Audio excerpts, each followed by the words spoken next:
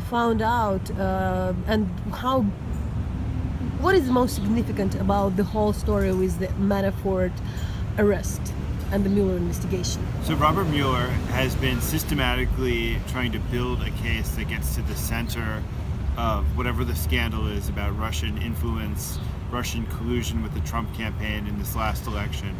And so we see that he's gone for the central figure in the campaign, which was Paul Manafort, who was in charge of the campaign for 5 extremely important months. And he had the indictment that he filed against Manafort isn't about the election, it's not about the campaign, it's about Manafort's involvement in Ukraine, essentially, and about the money that he received for his work for the Party of Regions and for other interests in Ukraine, and the way in which it was illegally laundered into the United States. And so he's attacked Manafort. He's shown that Manafort himself is extremely vulnerable to prosecution. And the question is, where does this lead? You know, how is he able to use this information, to use this devastating indictment of Manafort in order to get more information that gets us closer to the center of the narrative of the election? And what new have we found from that indictment and from the whole story?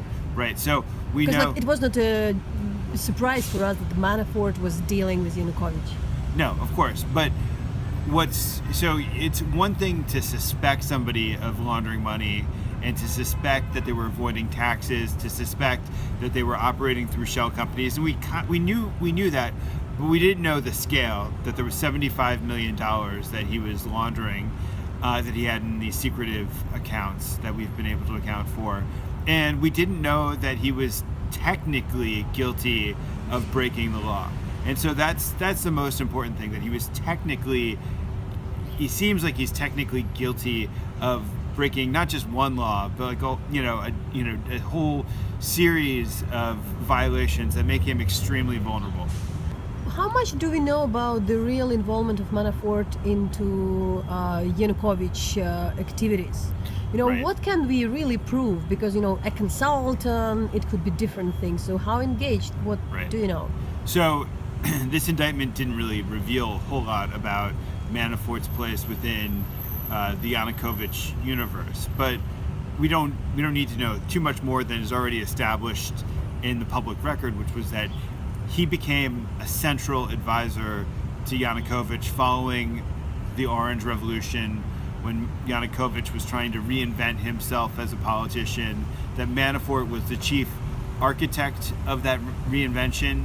And then when Yanukovych was president, I've talked to a lot of Party of Regions insiders who describe how Yanukovych only listened to Manafort at certain periods of time. I mean, he listened to members of his own family, but when people within the Party of Regions wanted to make an argument to Yanukovych to convince him, they oftentimes had to go through Manafort in order to get Yanukovych to pay attention, because Manafort knew the language that could make Yanukovych understand a position.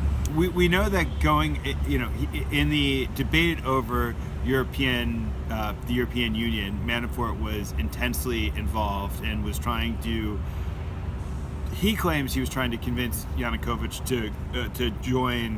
to sign the accession agreement, and it's obvious that he was spending a lot of time there in the run-up to the revolution. We don't know about what Manafort's role was in the revolution itself, what he was telling Yanukovych, and then certainly after the revolution, he kept coming back to Ukraine. He kept trying to recreate this opposition bloc party that it seems like there were leaders of the Party of Regions who were trying to reinvent themselves yet again, who were relying extremely heavily on Manafort. In the indictment, it says, I think it was more than a dozen trips that he made back to Ukraine after the Maidan. Look, I think that for Ukraine, I think the significance of Manafort is incredibly obvious in terms of being an accomplice of a regime that stole so much money from the country, that was ultimately responsible for murder. So that's obvious. But Manafort in the United States is such an important such an important character in Washington. He was so important to changing the nature of political consulting, of lobbying, and really of politics in this country, where there were things that weren't acceptable that Manafort made acceptable. So it wasn't acceptable to have foreign dictators as your clients, but Manafort showed how you can make a lot of money doing that. It wasn't acceptable. Before Manafort, there was no firm that was helping candidates get elected and then lobbying them after they get elected, which is it's a kind of a conflict of interest and a very dangerous business, and Manafort created that business. And so he's somebody who just was always changing the rules and making the system, more accepting of less ethical behavior.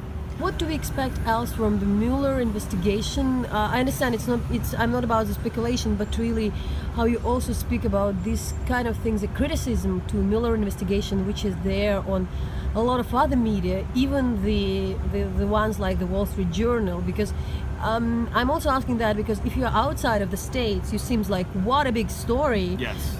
Soon, something would happen big. Well, so the biggest danger to me, and the thing that could kind of throw us into the middle of a major political crisis, is if Trump was to fire Robert Mueller, which is an entirely possible thing to do given his track record of firing James Comey and for complaining on Twitter about Robert Mueller.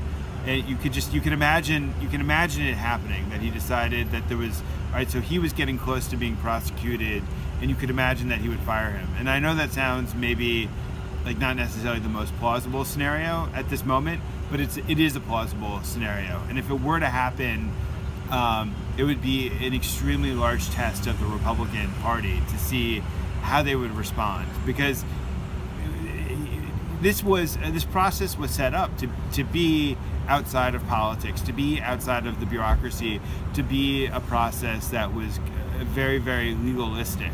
And if Trump were to intervene for his own personal preservation, it would be among the greatest political crimes in American history.